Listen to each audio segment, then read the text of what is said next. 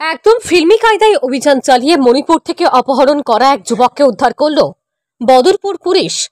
বদরপুর থানা এলাকায় রাঙাপাড়ায় একটি বাড়িতে বন্ধ থাকার রুমের ভিতরে থেকে হাত বাঁধা অবস্থায় উদ্ধার করা হয় অপহৃত ওই যুবককে।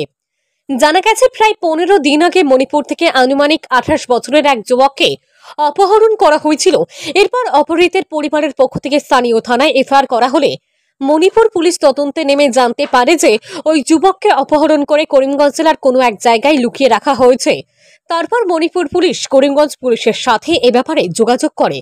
অভিযোগ পাওয়ার পর তদন্তে নেমে বদরপুর থানার পুলিশ জানতে পারে যে ওই যুবককে অপহরণ করে এনে বদরপুর থানা এলাকার রাঙাপাড়া গ্রামের রশিদ আহমেদের ঘরে লুকিয়ে রাখা হয়েছে। তারপর বদরপুর থানার ওসি বিশাল পুলিশ বাহিনী নিয়ে একদম ফিল্মি কায়দায় রশিদ আহমেদের বাড়ি ঘেরাও করে ঘরের ভিতর তল্লাশি চালিয়ে একটি বন্ধ ঘর থেকে অপহৃত ওই যুবককে উদ্ধার করতে সক্ষম হয়। সেই সাথে গ্রেপ্তার করা হয়েছে রশিদ আহমেদকে। শেষ খবর পাওয়া মতে রশিদকে থানায় নিয়ে জোর জিজ্ঞাসাবাদ চালাচ্ছে police. Bureau report, Hifzur Rahman Barbhuiya, সংবাদ বাংলা।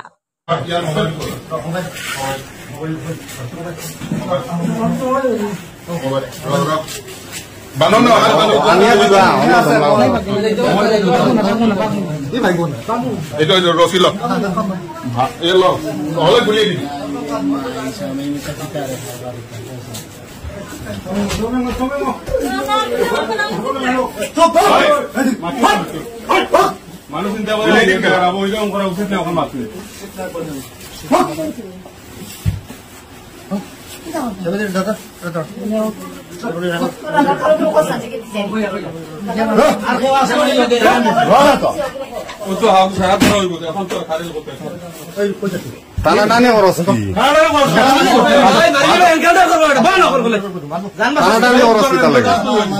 এতদিন ধরে কিডন্যাপ করে রাখি দিছ মোবাইল মোবাইল যাও না যাও মোবাইল কই মোবাইল খানো মোবাইল দাও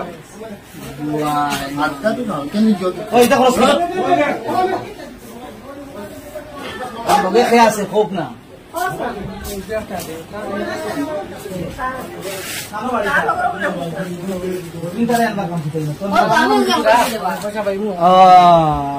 লগে আর কি গো লগে কি গো সে লগে সে খানো বাড়ি গো 15 দিন থাকি কত পেরেশানি মানুষ অত বড় রিস্ক নিয়ে যায় কিনা ছেলেটা মোবাইল দাও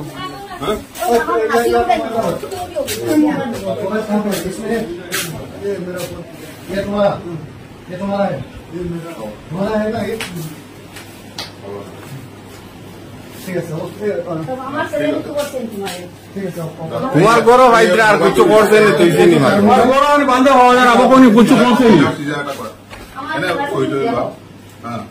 ঠিক আছে কাগজ আনা আমার তাই স্টেটমেন্ট লো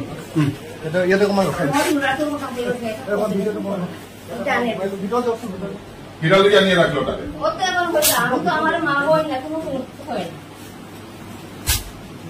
মাথা মাঝে রেখে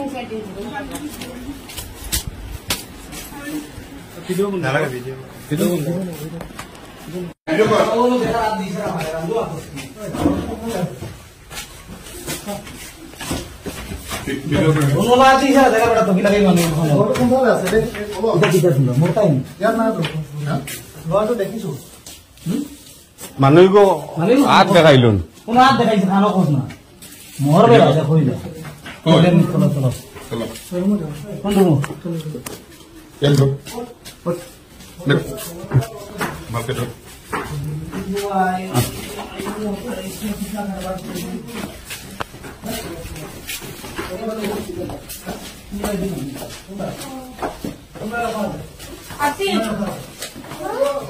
মানুষ খানো বাঘা বাঘে লাগিও না গুলি করে দিবা তোমার ভিডিও কর না কোথাতে ভিডিও কর না ভিডিও করি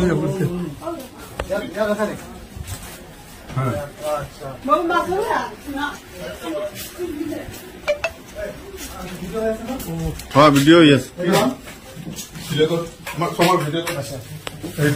তোর নাম কি? বাবা নাই তার বাবা আছে তার বাবা আছে না? আপনার বাইরে থাক বাইরে টাকা